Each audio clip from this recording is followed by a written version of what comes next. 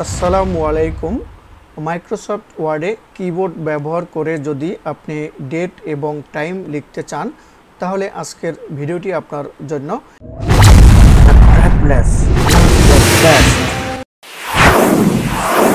এখানে আমি ডেট এবং টাইম আগে থেকেই লিখে রেখেছি।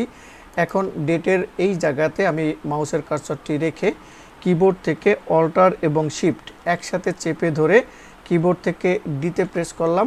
দেখুন এখানে আজকের ডেট চলে আসছে 7/26/2024, তার মানে 26শে জুলাই এখানে আজকের ডেট চলে আসছে। এখন টাইমের এখানে আমি মাউসের কার্সরটি রেখে কিবোর্ড থেকে আবারও অল্টার শিফট একসাথে চেপে ধরে টিতে প্রেস করলাম। এখানে টাইমটি চলে আসছে 11টা 21 মিনিট, রাত 11টা 21 মিনিট। এখন এখানে দেখুন 11:21 PM, তার মানে রাত 11টা 21 মিনিট এখন বাজে। আশা করি এই সংক্ষিপ্ত পদ্ধতিতে আপনি মাইক্রোসফট ওয়ার্ডে ডেট এবং টাইম লিখতে পারবেন। যদি ভিডিওটি ভালো লেগে থাকে তাহলে please like, comment and share. Allah হাফেজ।